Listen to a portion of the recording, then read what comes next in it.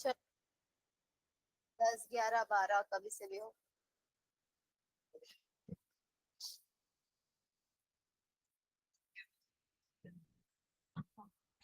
तो बायोटेक्नोलॉजी क्या होता है? इंटीग्रेशन ऑफ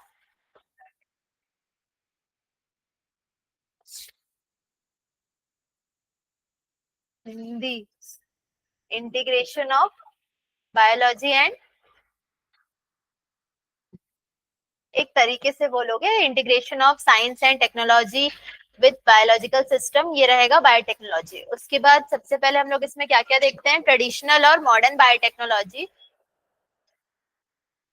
ट्रेडिशनल और मॉडर्न बायोटेक्नोलॉजी में देखना, तो ट्रेडिशनल में क्या क्या रहता है, बस करो बात नहीं प्लीज। क्या क्या ठीक है, तो ये नेचुरल रिसोर्सेज के ऊपर रहेगा, नेचुरल कैपेबिलिटीज जितने भी है माइक्रो ऑर्गेनिजम्स की, उसके बेसिस पे। तो कर्ड, विनेगर, घी, वाइन, ये सारी चीजें किससे बनती है, ट्रेडिशनल बायोटेक्नोलॉजी से बनता है। उसके बाद कौन सा आता है, मॉडर्न। मॉडर्न में क्या रहेगा, एनिमल ब्रीडिंग जितने भी है, ब्रीड्स हो गए, उनको क्रिएट किया जाता है। तो रिकॉम्बिनेंट प्रोटीन्स जो प्रोड्यूस हो रही है, वो भी किसकी वजह से हो रही है, मॉडर्न बायोटेक्नोलॉजी की वजह से हो रही है। तो इसमें कुछ कुछ है, जैसे कि मॉडर्न बायोटेक्नोलॉजी में क्या है, cell fusion, transformation, transfection, conjugation, ये सब मॉडर्न में आएगा। और ट्रेडिशनल में normal cultivation methods, tissue culture, cultural breeding, ये सब चीजें जो है वो किसमें, ट्रेडिशनल में रहेगा। तो मॉडर्न और ट्रेडिशनल अलग अलग है उसी बेसिस पे। उसके बाद नेक्स्ट क्या है, प्रिंसिपल्स ऑफ बायोटेक्नोलॉजी। प्रिंसिपल्स में क्या क्या है, सबसे पहला जेनेटिक इंजीनियरिंग। जेनेटिक इंजीनियरिंग मतलब मिक्सिंग ऑफ डीएनए, जो भी हमारे ऑर्गेनिक मटेरियल है, मतलब डीएनए और आरएनए में क्या करना, चेंजेस लाना।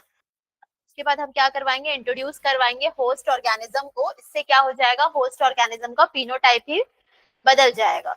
तो उसको हम क्या बोल रहे हैं, जेनेटिक इंजीनियरिंग बोल रहे हैं। उसके बाद मेंटेनेंस ऑफ स्टेराइल। स्टेराइल का मतलब क्या रहता है, माइक्रोबियल कंटामिनेशन फ्री चीजें। तो स्टेराइल कंडीशंस को भी मेंटेन करना, और क्या करना, ये सारी चीजें जो है वो ग्रोथ, किस चीज का ग्रोथ करती हैं, जो डिजायर्ड माइक्रोब्स रहेंगे या यूकैरियोटिक सेल्स रहेंगे, उन्हीं का क्या करवाएगा, ग्रोथ करवाएगा लार्ज क्वांटिटीज में। जो डिजायर्ड माइक्रोब्स रहेंगे उन्हीं चीजों का, तो जैसे कि एंटीबायोटिक्स, वैक्सीन, एंजाइम्स, इन चीजों का ग्रोथ करवाएगा। तो प्रिंसिपल में अगर पूछा जाता है तो प्रिंसिपल में लिखोगे कौन सा, जेनेटिक इंजीनियरिंग क्या होता है, और तुम लोग का मेंटेनेंस जो है स्टेराइल कंडीशंस का क्या होगा इसमें। उसके बाद इसमें स्टेराइल कंडीशंस में ये ऑटोक्लेव का मशीन रहता है। इसमें क्या रहेगा कि सारे जितने भी माइक्रोब्स हैं वो किल हो जाते हैं। ठीक है, हाई टेम्परेचर में टेम्परेचर ज्यादा दिया जाता है जिसकी वजह से किल हो जाएगा। उसके बाद एक स्टेरिलाइजेशन, मतलब फिल्टर से भी स्टेरिलाइजेशन होता है यहाँ पे, और ये रहता है लैमिनर एयर फ्लो रहता है। इसमें पूरा मतलब इसमें क्या रहेगा, जो भी जैसे हम लोग लैब में ग्रो करवाते हैं सब चीजों को, तो यहीं पर बैठ के इसके अंदर ही करते हैं ताकि स्टेराइल कंडीशंस मेंटेन रहे। अगर मैं बाहर करूंगी तो माइक्रोब जो है वो क्या करेंगे, एंटर कर जाएंगे, तो हमारा प्रैक्टिकल सही से नहीं होगा। तो वो लैमिनर एयर फ्लो, ऑटोक्लेव और स्टेराइल कंडीशन जरूरी होती है। तो ये तीन चीजें जरूरी है।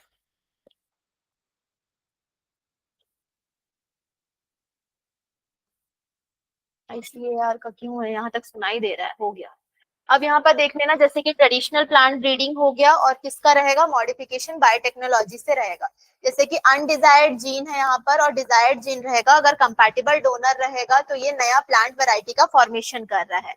और अगर यहाँ पर हम लोग को डिजायर्ड जीन और डिजायर्ड जीन, मतलब डिजायर्ड जीन प्रेजेंट है यहाँ पर जो डोनर है, और एक एडिशनल जीन ऑफ इंटरेस्ट हम ऐड करेंगे, तो इसका कमर्शियल वैरायटी में जो इम्प्रूव्ड वैरायटी है वो ही मार्केट में आएगा, और इम्प्रूव्ड वैरायटी हम सेल कर रहे हैं। अगर दो चीजों का हम अलग अलग कर रहे हैं तो नया प्लांट वैरायटी बन रहा है, रैंडमली अलग, मतलब अलग चीजें कुछ नया बन जा रहा है, और इसमें इम्प्रूव्ड वैरायटी बनेगा। जैसे हम लोग राइस का लेते हैं तो राइस का कोई इम्प्रूव्ड विटामिन जैसे रहेगा, तो फिर वो नया राइस का वैरायटी ही रहेगा, लेकिन दो चीजों को मिक्स करके बनाएंगे तो वो नया चीज डेवलप हो जाता है।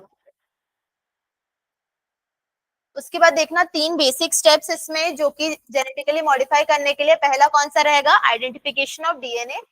आइडेंटिफिकेशन ऑफ डीएनए किसके साथ, डिजायरेबल जीन के साथ। और इंट्रोडक्शन देखेंगे आइडेंटिफिकेशन डीएनए का, किसमें देखेंगे, होस्ट में।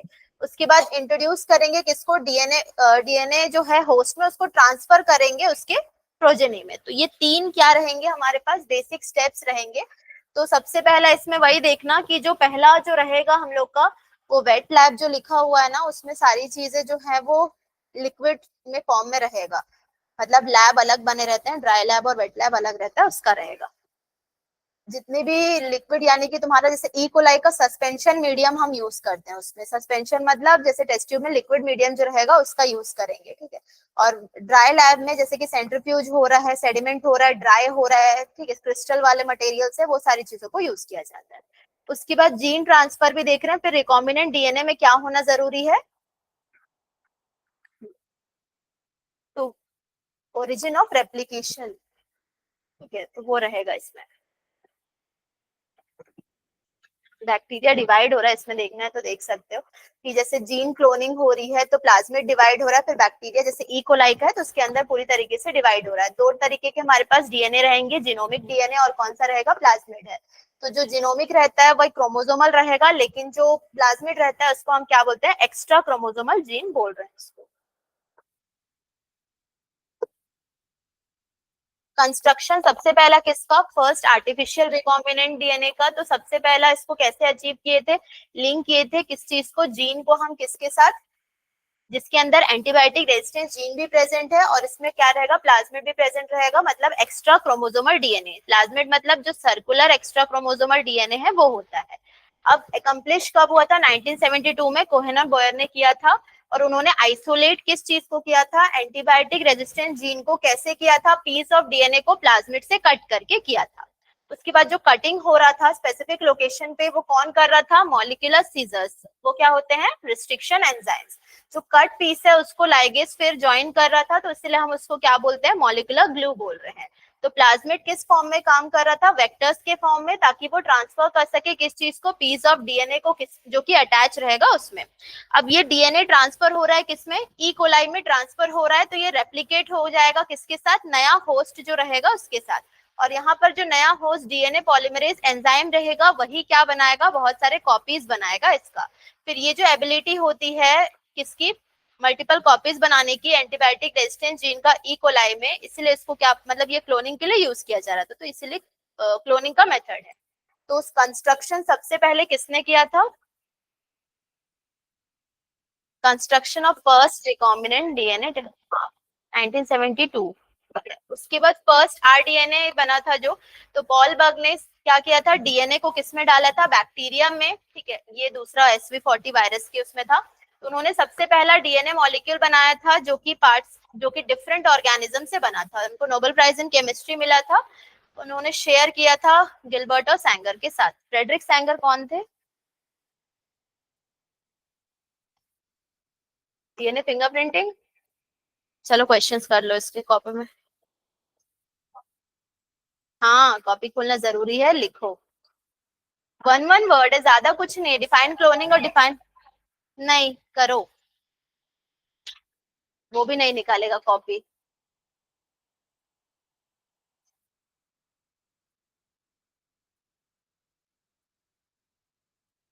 रुद्र भी उस दिन भाग गया था, टेस्ट नहीं दिया सरप्राइज वाला। तुम तो नहीं आए थे।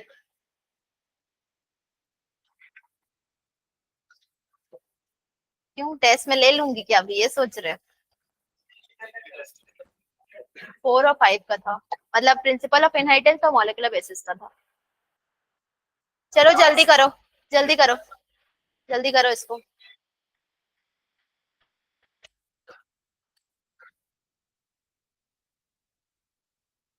पृथ्वी भी ऑनलाइन है तो पृथ्वी भी क्वेश्चन सॉल्व कर लो।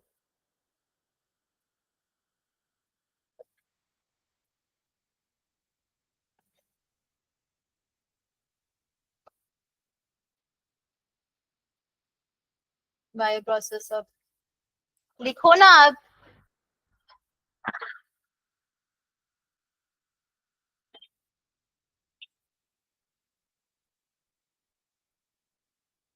क्या हुआ,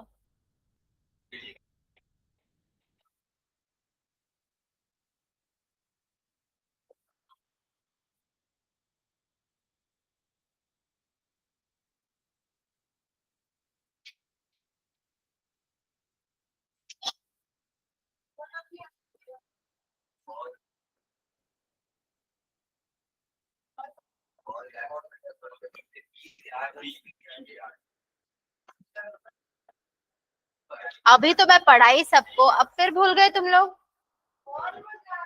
तो उतना लिखो ना कम से कम अभी।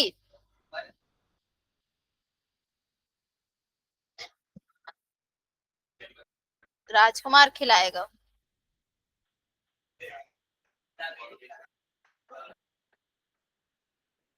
Short version.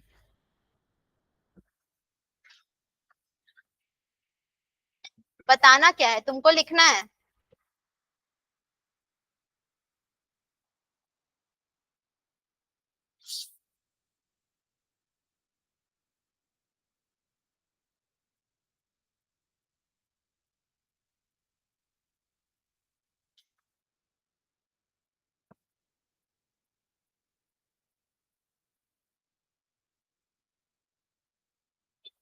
क्या हुआ?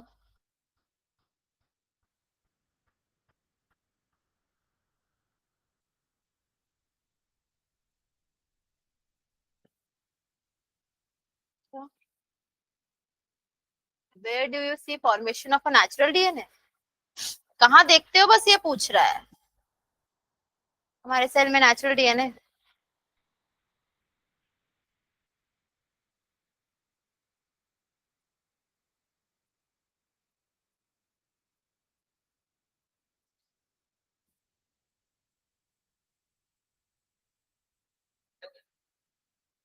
फॉर्मेशन ऑफ नेचुरल डीएनए ना, वायरस बैक्टीरिया सब लिख सकते हो। बैक्टीरिया लिखोगे ना, कर्ड लिखोगे तो आंसर गलत आएगा।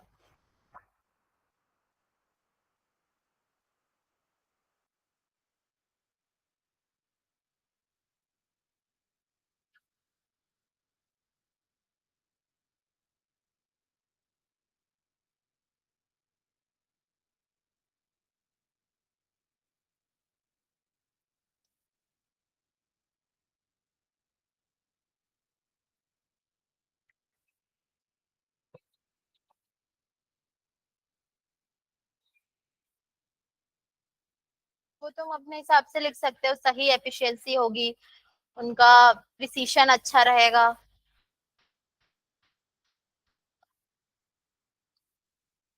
एफिशिएंसी अच्छी है, वही लिखो, ज्यादा अच्छा रहेगा। प्रिसीशन और एफिशिएंसी। हाँ, एडवांटेज वाला आंसर। इसका answer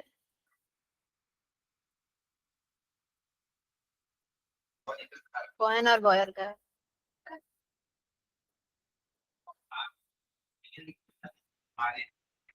first rDNA from different organisms है यहाँ पर, इसका है फर्स्ट आर्टिफिशियल रिकॉम्बिनेंट डीएनए।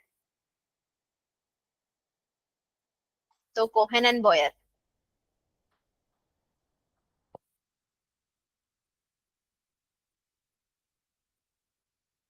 इसका क्या है?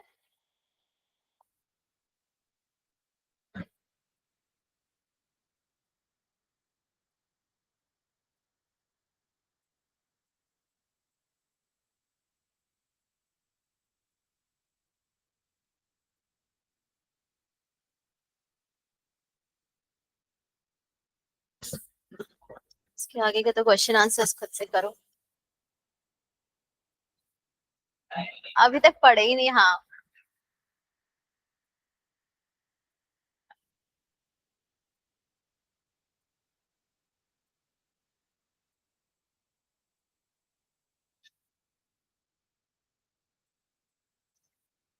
इसमें वेक्टर। हाँ, क्लोनिंग वेक्टर या क्लोनिंग से ठीक है। साइट मत लिखो, वेक्टर लिखो उसको। साइट मतलब वेक्टर के अंदर का आ जाएगा ना, तो इसीलिए तो वही लिख लेना, वेक्टर। यही लिखोगे।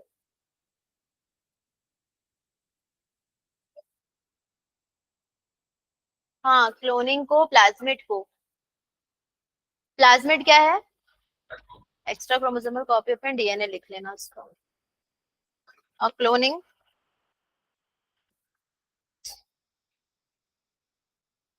एम्प्लीफिकेशन। मल्टीप्लीकेशन इज ठीक है, एम्प्लीफिकेशन कहाँ से आ गया?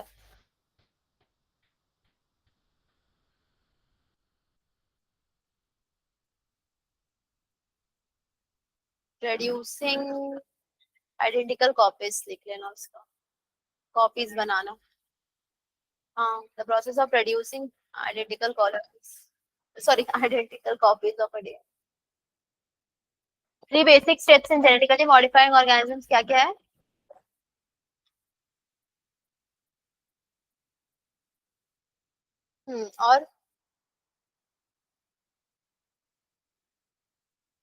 और मेंटेनेंस ऑफ, ये तीनों पूरा रहेगा, तीन बेसिक स्टेप्स में जो रहेगा ये आंसर।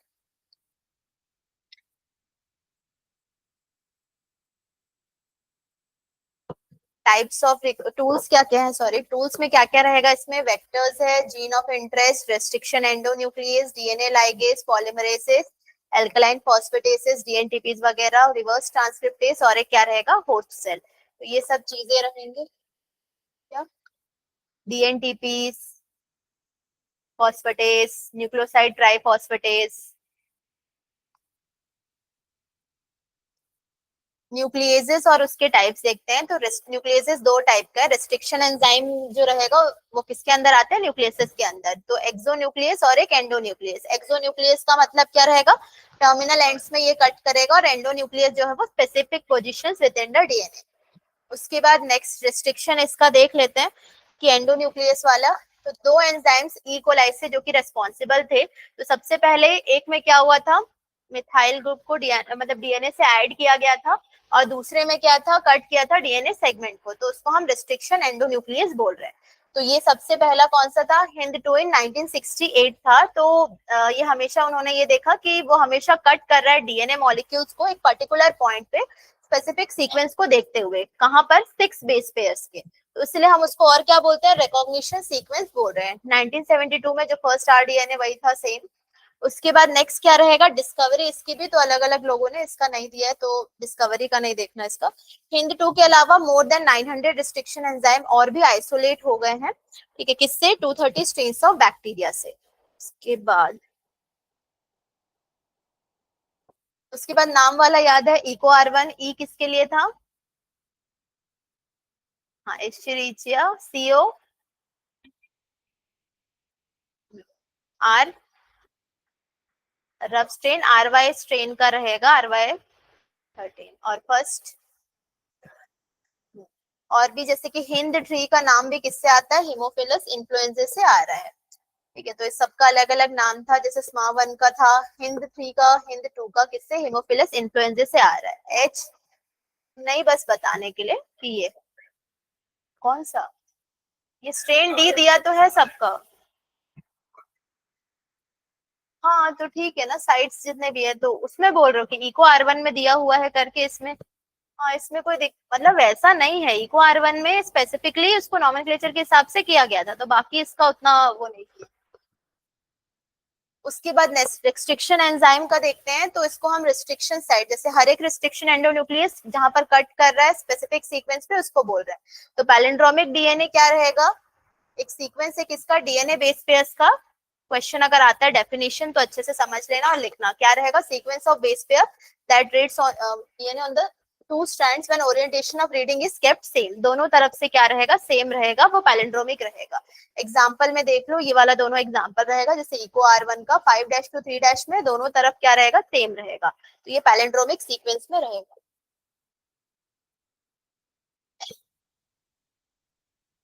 इसमें भी वही, यहाँ पर क्या हो रहा है? सबसे पहले जैसे इको आर1 कट कर रहा है, इको आर1 कट करने के बाद यहाँ पर क्या जनरेट हो जाते हैं? स्टिकी एंड्स जनरेट हो जाएंगे। फिर दूसरा जो है वो आके वहां पर अटैच हो जाएगा। तो ये क्या बन जा रहा है? रिकॉम्बिनेंट डीएनए बन जा रहा है। वेक्टर ऑफ फॉरेन जो है वो अटैच हो जा रहा है।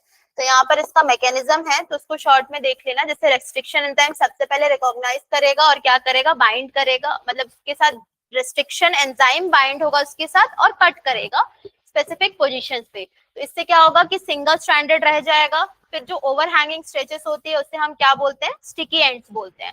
तो व्हाट आर स्टिकी एंड्स करके भी क्वेश्चन रहता है। तो ये क्यों रहता है, क्योंकि ये क्या बनाती है, हाइड्रोजन बॉन्ड बनाती है, किसके साथ, कॉम्प्लीमेंट्री जो भी बेस पेयर्स रहेगा उसके साथ। तो स्टिकीनेस जो है वो एक्शन ऑफ एंजाइम क्या करता है, डीएनए लाइगेज को बढ़ा रहा है कि वो आके ज्वाइन करे करके। अब ये स्टिकी एंड्स कॉम्प्लीमेंट्री रहेंगे जब सेम रिस्ट्रिक्शन एंजाइम से कट हो रहा है यहाँ पर। उसके बाद रेस्ट्रिक्शन एंडोन्यूक्लियस और डीएनए लाइगेज यूज होता है जेनेटिक इंजीनियरिंग में, ताकि वो रिकॉम्बिनेंट डीएनए टेक्नोलॉजी जो है रिकॉम्बिनेंट डीएनए का फॉर्मेशन को कर सके।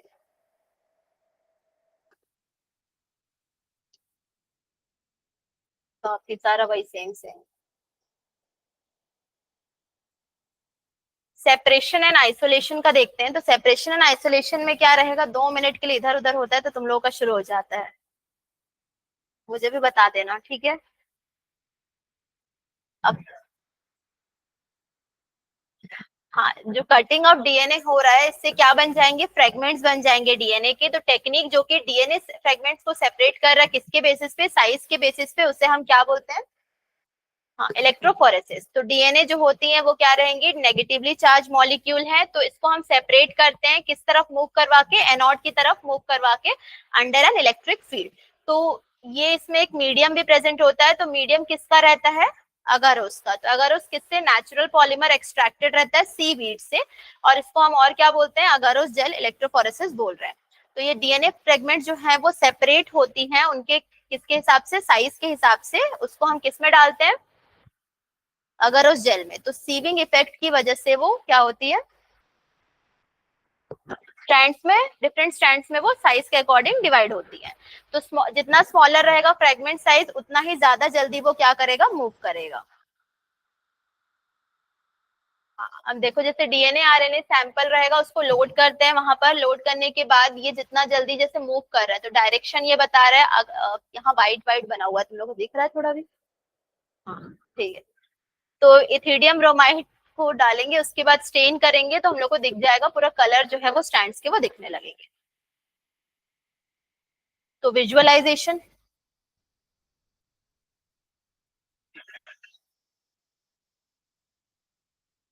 क्या हो गया था, कौन सा है हो रहा था यहाँ पे, रुद्र बताओ। सेपरेटेड डीएनए फ्रेगमेंट्स को विजुअलाइज करते हैं स्टेन करके, किससे, एथिडियम ब्रोमाइड से, और अल्ट्रावायलेट रेडिएशन से उसको एक्सपोज करवाते हैं।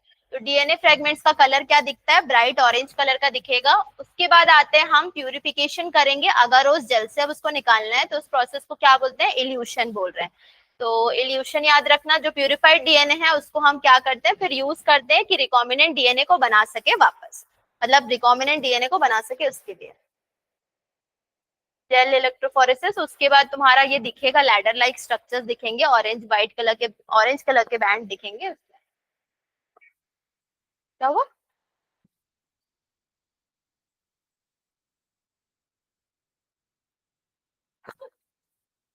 क्या है, mention 5 tools of rDNA technology.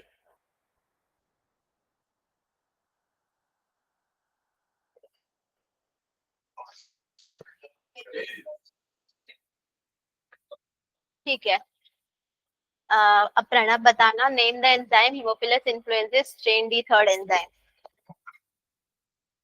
तुम प्रणब हो, दोनों, हाँ तुम प्रणब हो। Source of eco R1,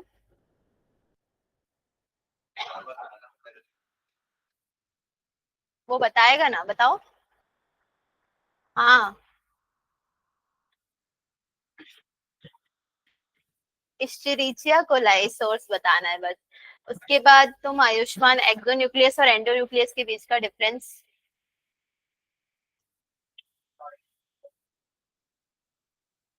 ends पे काटेगा, टर्मिनल एंड्स लिख सकते हो। उसके बाद कुंजल, पैलिंड्रोमिक न्यूक्लियोटाइड सीक्वेंस। निधि, क्या हुआ, ऐसा कुछ नहीं है, निधि बोलो। पैलिंड्रोमिक न्यूक्लियोटाइड सीक्वेंस क्या होता है, भूमिका, मलयालम तो ठीक है, यानी कि दोनों तरफ से, हाँ बेस पेयर्स दोनों तरफ से क्या रहेंगे, सेम रहेंगे, सेम डायरेक्शन, 5' to 3', 5' to 3' इधर भी। अब राजकुमार बोलो। जेल का इमेज है। अरे ये कौन से बैंड रिप्रेजेंट करते हैं स्मॉलर डीएनए फ्रेगमेंट, और तुम्हारा वो बताओ इन्फेरेंस यानी कि रिजल्ट, या जो भी तुम्हारी राय बताओ।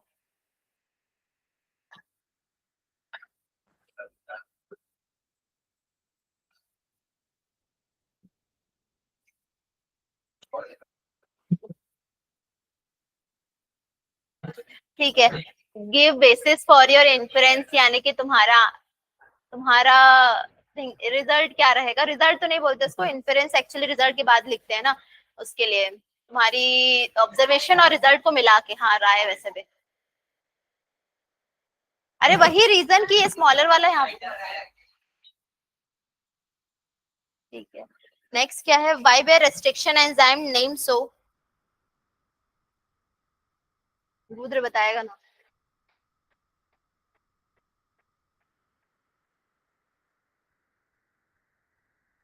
हम्म,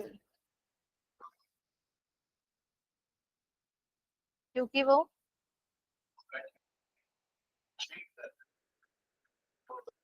स्पेसिफिक पोजीशंस पे भी बोल सकते हैं, मॉलिक्यूलर सीजर्स रहेंगे तो वो दोनों चीजों को यूज कर सकते हैं उसमें। How many cuts do you need in a circular plasmid to make it linear.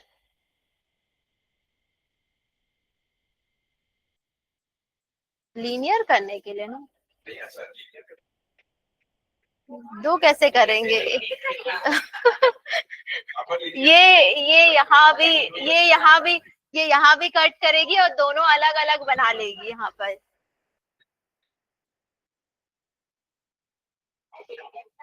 अलग अलग बना लेगी।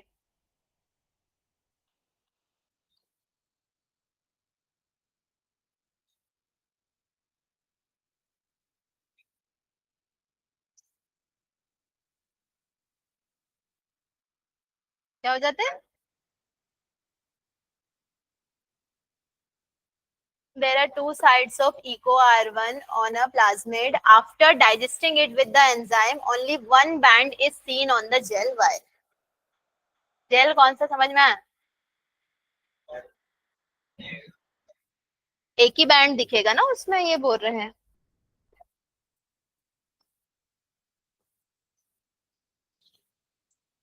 इको R1 में टोटल दो साइड्स हैं, ठीक है।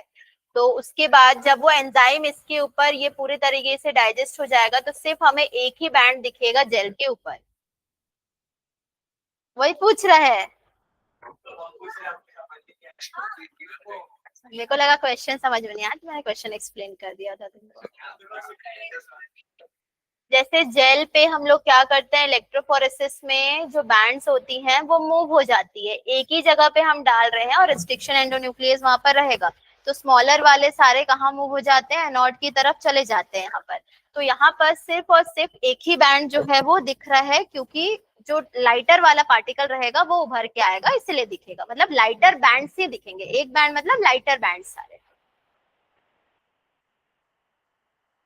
अब आते हैं क्लोनिंग वेक्टर पे। तो प्लाज्मिड और जितने भी बैक्टीरियोफेजेस होती हैं उनके पास एबिलिटी होती है कि वो क्या कर सके।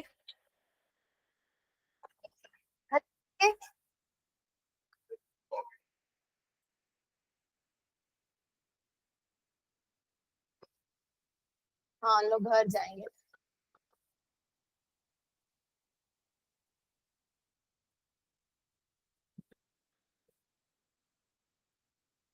तो ये लोग क्या कर सकते हैं, रेप्लिकेट कर सकते हैं अपने ही बैक्टीरियल सेल्स के अंदर, और वो इंडिपेंडेंट रहते हैं क्रोमोसोमल डीएनए से। तो वेक्टर जो कि यूज हो रहे हैं रिकॉम्बिनेंट डीएनए टेक्नोलॉजी में, तो पहला क्या रहेगा, क्लोनिंग वेक्टर्स। क्लोनिंग वेक्टर्स क्या होते हैं, ऐसे डीएनए मॉलिक्यूल जो कि क्या कैरी कर रहा है, फॉरेन सेगमेंट कैरी कर रहा है होस्ट सेल के अंदर। तो वेक्टर जो यूज हो रहे हैं रिकॉम्बिनेंट डीएनए टेक्नोलॉजी में वो क्या क्या रहेंगे, बैक्टीरियोफेजेस, कॉस्मिड्स, बीएसी, वाईएसी, और एक क्या रहेगा, एमएसी है। तो यहाँ पर प्लाज्मिड्स हम यूज करते हैं, ये सर्कुलर एक्स्ट्रा क्रोमोसोमल डीएनए है। उसके बाद बैक्टीरियोफेजेस जो वायरस इन्फेक्टिंग बैक्टीरिया है, कॉस्मिड्स जो कि किससे डिराइव्ड है, प्लाज्मिड से, और इसमें बहुत सारे साइट्स प्रेजेंट हैं। अब BAC bacterial artificial chromosome, YAC yeast artificial chromosome, और एमएसी मैमलियन आर्टिफिशियल क्रोमोसोम रहेगा। तो ये यूज हो रहा है, ये तुम लोग को 11th क्लास का याद हो अगर। सेल का चैप्टर। पीपीएलओ का full form pleuropneumonia like organism है। तो इसमें जो प्लाज्मिड डीएनए है वही बताता है फिनोटाइपिक कैरेक्टर्स बैक्टीरिया का, वो दिया हुआ था तुम लोग के सेल वाले चैप्टर में 11th में। तो वही जो कैरेक्टर रहेगा वो रेजिस्टेंट रहेगा, वन सच कैरेक्टर जो है वो रेजिस्टेंस है एंटीबायोटिक से। तो उसके बाद फिर नेक्स्ट बैक्टीरियल ट्रांसफॉर्मेशन जो है वो हम लोग अभी पढ़ रहे हैं। उसके बाद नेक्स्ट क्या रहेगा इसमें, प्लाज्मिड्स। प्लाज्मिड्स क्या है, autonomously replicating DS circular extra chromosomal DNA, ये डेफिनेशन में रहेगा पूरा इसका। उसके बाद ये किसमें नेचुरली बैक्टीरिया ईस्ट में रहेगा, और ये आर्टिफिशियली भी बनाया जा सकता है। कॉपी नंबर पर सेल देखते हैं इसका, तो हाई या फिर लो भी हो सकता है। तो कुछ प्लाज्मिड जो है सिर्फ 1 या 2 कॉपीज पर सेल हो सकती है, लेकिन किसी किसी का 15 to 100 भी हो सकता है, या उससे ज्यादा भी हो सकता है। तो प्लाज्मिड जो है वो क्या रहेंगे, वर्सेटाइल, इजीली मैनिपुलेटेड जो रहेंगे। एग्जाम्पल में पीबीआर 322 और पीयूसी 19 रहेगा, जो कि आर्टिफिशियली क्रिएटेड है। पीयूसी 19 का और ये प्लाज्मिड नॉर्मल इसमें तुम लोग वो भी पढ़ सकते हो, क्या बोलते हैं, पीबीआर 322 का बैक्टीरियल में भी, और पीयूसी 19 का भी। पीयूसी 19 में भी सेम तुम लोग का क्लोनिंग वेक्टर वही सब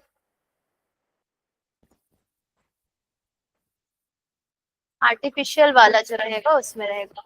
अब नेक्स्ट फीचर्स क्या क्या है, कैरेक्टरिस्टिक्स देखते हैं। तो origin of replication, selectable marker, cloning site और वेक्टर्स जो रहेंगे क्लोनिंग जीन के, तो ये सब क्या रहेंगे जो कि क्लोनिंग आगे बढ़ा रहे हैं, यानी कि कैरेक्टरिस्टिक इसके रहेंगे वेक्टर और प्लाज्मिड। अब ओरिजिन ऑफ रेप्लिकेशन देखते हैं सबसे पहले। तो ओरिजिन ऑफ रेप्लिकेशन, जैसे यहाँ पर हम लोग पीबीआर 322 में भी क्या प्रेजेंट होता है, एक जगह ओराई प्रेजेंट होता है, ओरिजिन ऑफ रेप्लिकेशन।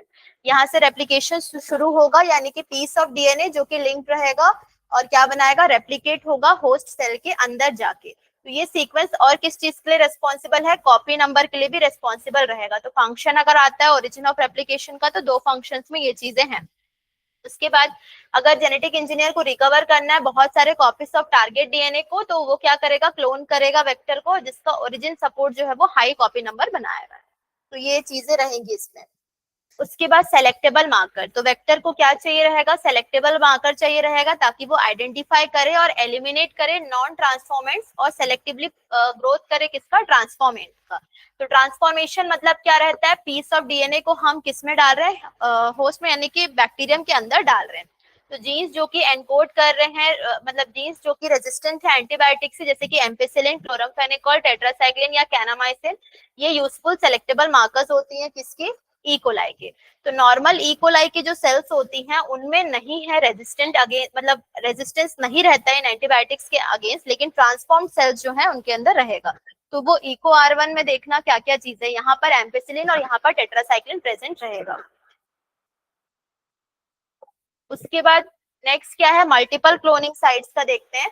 जैसे कि डीएनए रीजन जिसमें प्लाज्मिड है उसके अंदर क्या रहेगा, मल्टीपल क्लोनिंग साइट या यूनिक रिकॉग्निशन साइट्स होंगे, जो कि रेस्ट्रिक्शन एंजाइम के लिए यूज हो रहा है। ऐसे एंजाइम के लिए वेक्टर को क्या करना जरूरी है, एक सिंगल रिकॉग्निशन साइट को देखना जरूरी है। तो वेक्टर जो है वो इसी साइट पे कट होगा, ताकि वो लाइगेशन को वहां पर कर सके फॉरेन जीन के साथ, यानी कि जीन ऑफ इंटरेस्ट के साथ। तो लाइगेशन जो हो रहा है एलियन डीएनए का, वो कैसे हो रहा है, रिस्ट्रिक्शन साइट से, जो कि दोनों यहाँ पर या तो एम्पिसिलिन में या तो टेट्रासाइक्लिन में प्रेजेंट रहेगा। तो टोटल इसमें कौन सा देख रहे हैं हम लोग, इको R1, HIND3 और BAM H1 देख रहे हैं इसमें। ठीक है, ये तीनों क्या है,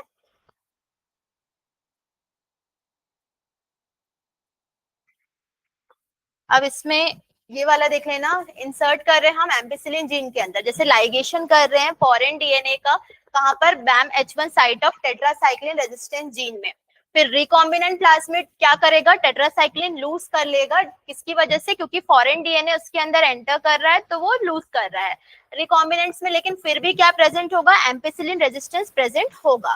तो ट्रांसफॉर्मेंट जो कि ग्रो कर रहे हैं एम्पिसिलिन कंटेनिंग मीडियम में, उसको कहाँ करते हैं, टेट्रासाइक्लिन कंटेनिंग मीडियम में कर रहे हैं। तो इसमें क्या शो कर रहा है, रिकॉम्बिनेंट्स ग्रो हो रहा है सिर्फ और सिर्फ एम्पिसिलिन कंटेनिंग मीडियम में, लेकिन टेट्रासाइक्लिन में नहीं कर रहा है। और इसमें इसमें क्या रहेगा, नॉन रिकॉम्बिनेंट्स दोनों में क्या कर रहा है, ग्रो कर रहा है, टेट्रासाइक्लिन और इसमें एम्पिसिलिन में ग्रो कर रहा है। अब नॉन ट्रांसफॉर्मेंट जो है वो क्या रहेंगे, इसमें क्या है, रिकॉम्बिनेंट्स है, मतलब ट्रांसफॉर्मेंट या नॉन ट्रांसफॉर्मेंट्स है, ठीक है। और इसमें क्या रहेगा, हाँ, तो व्हाट अबाउट नॉन ट्रांसफॉर्मेंट्स पूछा है, तो टेट्रासाइक्लिन में वो नो है और एम्पिसिलिन में भी वो नो है, क्यों? क्योंकि ट्रांसफॉर्मेंट्स ग्रो कर रहा है वहां पर। क्या ट्रांसफॉर्मेंट्स जो कि ग्रो हो रहे हैं एम्पिसिलिन में, उसको हम फिर से टेट्रासाइक्लिन में डालेंगे, ट्रांसफॉर्मेंट्स ही है ना, तो उसमें नॉन ट्रांसफॉर्मेंट्स तो नहीं आएंगे ना, तो वही चीज है, इसमें दोनों नहीं रहेगा इसलिए।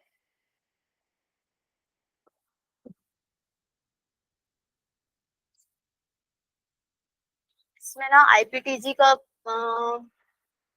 तो मेरे को भी इंड्यूसर का याद नहीं है, लेकिन लैग जेड जीन जो है वो बीटा गैलेक्टोसाइडिस के लिए कोड करता है, फिर वो आगे करके ब्लू कलर का प्रोडक्ट, यानी कि यहाँ पर कॉलोनीज जो है वो अपीयर हो रहे हैं, तो यहाँ पर एक्स गैलेक्टोज जो है लैक्टोज जैसा ही सबस्ट्रेट रहेगा,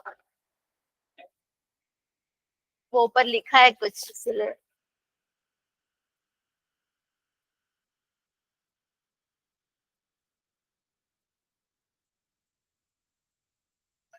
तुम रो दोगे करते करते उसकी। हाँ हाँ, मेरे को तो आज तक इमोजी समझ में नहीं आते, पता नहीं भाई। अब ब्लू वाइट स्क्रीनिंग यानी कि हम इंसर्शनल इनएक्टिवेशन पढ़ते हैं, तो इंसर्शनल इनएक्टिवेशन में इसका प्रिंसिपल देखते हैं, तो अलग अलग जो ये क्या करेगा, रिकॉम्बिनेंट्स को नॉन रिकॉम्बिनेंट से डिफरेंशिएट करेगा, किसके हिसाब से, कॉलोनीज प्रोड्यूस करने के हिसाब से और क्रोमोजेनिक सबस्ट्रेट के प्रेजेंस में। तो इसमें सबसे पहले डीएनए को इंसर्ट कर रहे हैं किसके अंदर, कोडिंग सीक्वेंस ऑफ बीटा गैलेक्टोसाइडिस के अंदर, फिर इससे क्या हो जा रहा है, इनएक्टिवेट हो रहा है एंजाइम, तो इनएक्टिवेट को हम क्या बोल रहे हैं, इंसर्शनल इनएक्टिवेशन बोल रहे हैं। फिर ये क्या शो कर रहा है, ब्लू कॉलोनीज, और क्या रहेगा इसमें, नॉन रिकॉम्बिनेंट, व्हाइट कॉलोनीज क्या शो कर रहे हैं, रिकॉम्बिनेंट शो कर रहे हैं, तो वो प्लेट में जो ब्लू रहेगा वो क्या रहेगा, नॉन रिकॉम्बिनेंट। हाँ,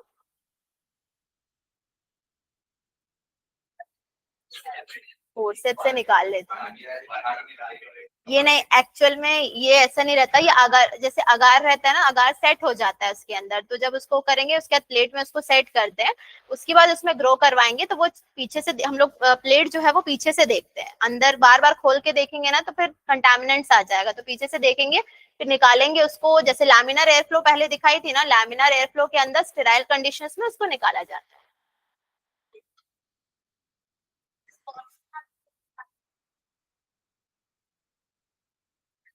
तुम लोग वही सब, वही, अच्छा ये सेम चीज, तो इसमें लैग जेड यानी कि बीटा गैलेक्टोसाइडिस यूज हो रहा है, वो याद रखना है इसका।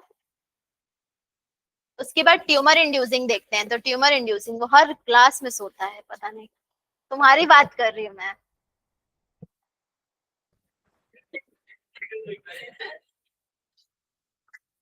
ट्यूमर इंड्यूसिंग जो है प्लस, तुम भी पानी पी लिया करो बीच बीच में, नींद नहीं आएगी फिर तुमको। ठीक है, अब हो गया। प्लांट्स में ट्यूमर इंड्यूसिंग जो है एग्रोबैक्टीरियम ट्यूमिफेशियंस का, उसको हम क्लोनिंग वेक्टर के फॉर्म में यूज कर रहे हैं, तो ये एक पैथोजन है किसका, डाइकॉट प्लांट्स का, जो एग्रोबैक्टीरियम ट्यूमिफेशियंस होते हैं। एग्रोबैक्टीरियम ट्यूमिफेशियंस जो है वो डिलीवर करता है पीस ऑफ डीएनए, जिसको हम क्या बोलते हैं, टी डीएनए, किसमें, टीआई प्लाज्मिड में, टीआई मतलब ट्यूमर इंड्यूसिंग प्लाज्मिड, ठीक है, जो कि ट्रांसफॉर्म करता है नॉर्मल प्लांट सेल को किसमें, ट्यूमर सेल्स में, और केमिकल्स वैसे ही वो प्रोड्यूस कर रहा है जो पैथोजन। तो इसको हम वेक्टर के फॉर्म में कैसे यूज करते हैं, सबसे पहले टी डीएनए रीजन को रिमूव करेंगे, तो इससे वेक्टर जो है वो डिसआर्म हो जाता है, उसके पास कोई हथियार नहीं होता, फिर उसके बाद वो जीन ऑफ इंटरेस्ट को इंसर्ट करेगा किसके अंदर, डिसआर्म टीआई प्लाज्मिड में। फिर अब एग्रोबैक्टीरियम में क्या होगा, जो जीन रहेगा प्लांट जीनोम का वो क्या हो जा रहा है, उसकी जगह आ जा रहा है, बस ये रहेगा, ट्रांसफर हो जा रहा है, तो ये एग्रोबैक्टीरियम ट्यूमिफेशियंस का रहेगा। उसके बाद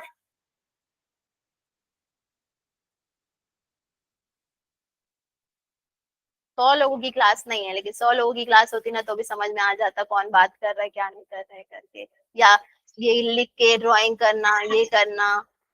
हाँ, वेक्टर्स फॉर एनिमल्स देखते हैं, तो रेट्रोवायरस जो रहेगा पैथोजन है, रेट्रोवायरस नॉर्मल सेल्स को किस में बदलता है, कैंसरस सेल में, यूजफुल वेक्टर रहेगा इसमें, और रेट्रोवायरस को भी हम क्या करते हैं, डिसआर्म करते हैं और उसको यूज करते हैं ताकि वो डिजायरेबल जीन्स को किस में पास कर सके, एनिमल सेल्स में पास कर सके। आयुष्मान कल टेस्ट देगा,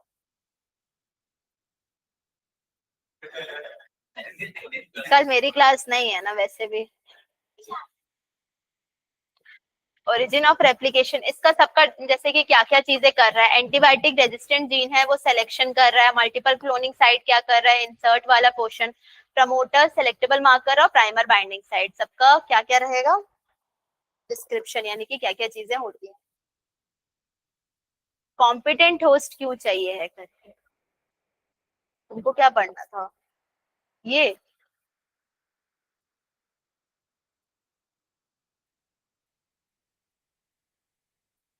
से बोलो बस तुम लोग। कॉम्पिटेंट होस्ट ऑर्गेनिज्म मतलब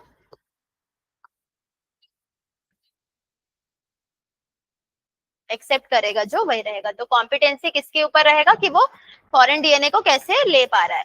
तो मेथड्स क्या क्या है, केमिकल मेथड, फिजिकल मेथड और डिसआर्म्ड पैथोजन वेक्टर्स। तो केमिकल में हीट शॉक रहेगा, फिजिकल में जीन गन, माइक्रो इंजेक्शन और इलेक्ट्रोपोरेशन। उसके बाद डिसआर्म में क्या रहेगा, ये क्या करेगा, इन्फेक्ट करेगा सेल को, तो ट्रांसफर करेंगे हम लोग रिकॉम्बिनेंट डीएनए को इसके अंदर। तो ये 3 तरीके के मेथड्स रहेंगे। तो सबसे पहला हीट शॉक वाला रहेगा, तो हीट शॉक में क्या करवा रहे हैं हम लोग, सेल को स्पेसिफिक कंसंट्रेशन यानी कि डाइवेलेंट कैटायन जैसे कि कैल्शियम के साथ उसको क्या कर रहे हैं, मिला रहे हैं सेल के साथ उसको, ताकि वो क्या कर सके, सेल वॉल का साइज में क्या करे, पोर साइज को बढ़ा सके करके। अब ये सेल फिर उसको हम इंक्यूबेट कर रहे हैं किसमें, रिकॉम्बिनेंट डीएनए में, आइस के ऊपर। उसके बाद उसको फिर किसमें रख रहे हैं, 42 डिग्री सेल्सियस में, फिर वापस आइस में रख रहे हैं, तो उसको हीट शॉक मिल रहा है, तो इसको हम हीट शॉक ट्रीटमेंट बोल रहे हैं। इससे बैक्टीरिया जो है वो क्या ले लेगा, प्लाज्मिड को ले लेगा। तो ये पूरा कौन सा है, हीट शॉक रहेगा। उसके बाद फिजिकल मेथड में पहला माइक्रो इंजेक्शन है। माइक्रो इंजेक्शन में रिकॉम्बिनेंट डीएनए डायरेक्टली इंजेक्ट हो रहा है, न्यूक्लियस के अंदर हो रहा है ये, ठीक है। इसमें अगर तुम लोग के क्वेश्चंस ना असर्शन रीजन में होंगे शायद, जैसे कि न्यूक्लियस की जगह उसमें सेल वॉल लिखा होगा या कुछ और लिखा होगा, तो वो फॉल्स होगा, तो वो रहेगा। तो न्यूक्लियस में रहेगा। फिर प्लांट्स में इसमें बम्बार्ड कर रहे हैं हाई वेलोसिटी माइक्रो पार्टिकल्स, किसका, गोल्ड या टंगस्टन का, जो कि कोटेड रहेगा किसके साथ, डीएनए के साथ। तो उसको हम बायोलिस्टिक या फिर जीन गन मेथड बोल रहे हैं। तो ऊपर वाला जीन गन मेथड है और ये वाला माइक्रो इंजेक्शन का प्रोसेस रहेगा, जो कि इसको भी न्यूक्लियस के अंदर ही कर रहे हैं।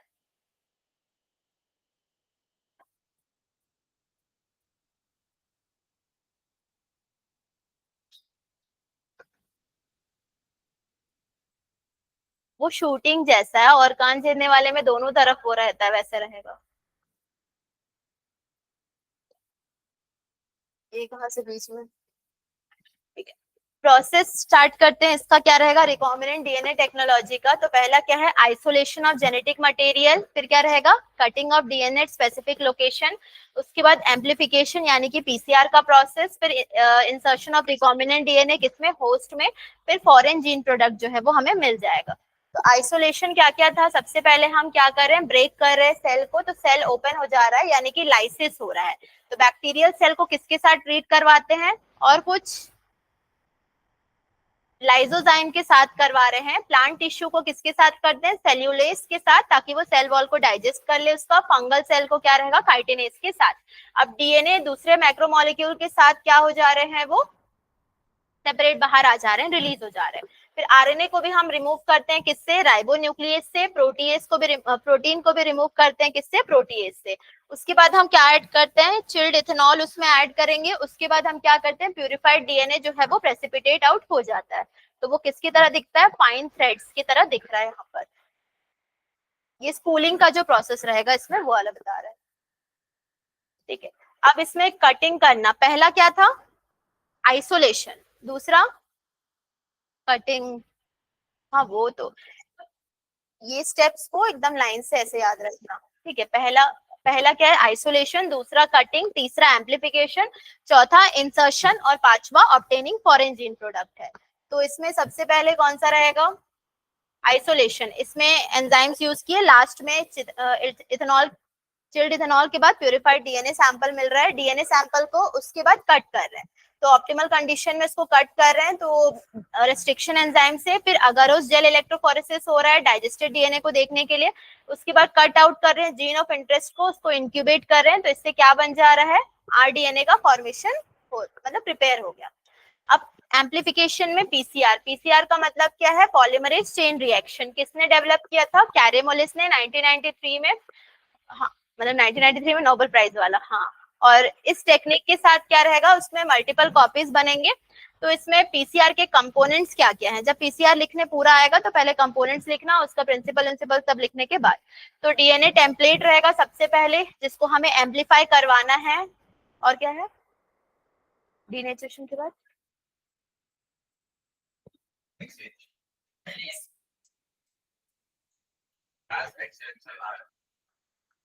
एनीलिंग फिर एक्सटेंशन। सेट ऑफ प्राइमर्स रहेंगे इसमें, दोनों की तरफ फॉरवर्ड रिवर्स दोनों की तरफ रहेगा। डीएनटीपीज भी प्रेजेंट होंगे और हीट स्टेबल डीएनए पॉलीमरेज, जिसका नाम क्या है, टैग पॉलीमरेज। किससे आइसोलेट हुआ है, थर्मस एक्वेटिकस, थर्मस एक्वेटिकस से। हैशटैग कहाँ से बीच में है। अब हर एक साइकिल में 3 स्टेप्स होते हैं, कौन से रहेंगे, डीनेचुरेशन, प्राइमर एनीलिंग और एक्सटेंशन ऑफ प्राइमर्स रहेंगे। टेम्परेचर क्या क्या रहता है इन लोगों का, हाँ 94 इसमें दिया है, थोड़ा बहुत डिफरेंस आता है 92 96 के बीच का। फिर एनीलिंग में क्या रहेगा, 2 ओलिगोन्यूक्लियोटाइड ऐड हो जाते हैं। उसके बाद प्राइमर एक्सटेंशन में क्या रहेगा, जितने भी डीएनए पॉलीमरेज यानी कि टैग पॉलीमरेज वहां वर्क करके उसको एक्सटेंड करेगा। उसके बाद उसमें साइकिल्स जो देख रहे हैं हम लोग, क्या क्या रहेगा इसमें, हाँ ये 30 साइकिल से क्या बन रहा है, 1 बिलियन टाइम्स जो है उनका फॉर्मेशन हो रहा है उसके बाद धीरे धीरे। इसमें पीसीआर में ना एक चीज और था, हाँ रुको 2 स्लाइड देख लो, एप्लीकेशंस देख लो पीसीआर का। तो पैथोजन को हम डायग्नोसिस कर सकते हैं, पैथोजन का डायग्नोसिस कर सकते हैं। म्यूटेशन अगर हो रहा है तो उसको भी हम देख सकते हैं, डीएनए फिंगरप्रिंटिंग या फिर स्पेसिफिक माइक्रो ऑर्गेनिज्म का डिटेक्शन भी। और क्या रहेगा, प्रीनेटल डायग्नोसिस।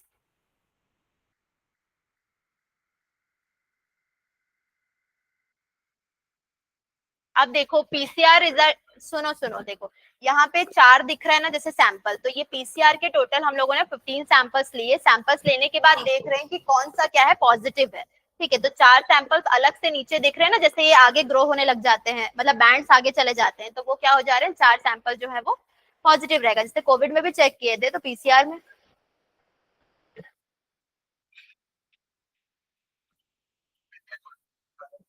इलेक्ट्रोफोरेसिस नहीं, अभी दिमाग नहीं लगाओ इलेक्ट्रोफोरेसिस का, पीसीआर की मशीन पे हो रहा है, पीसीआर की मशीन पे हो रहा है। 15 सैंपल्स लेने के बाद जो मूव हो रहा है वो रहेगा, ठीक है। इसके आगे का बात,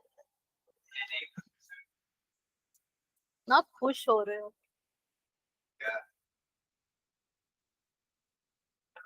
इसके आगे एप्लीकेशंस वाला चैप्टर भी कंप्लीट कर लेंगे।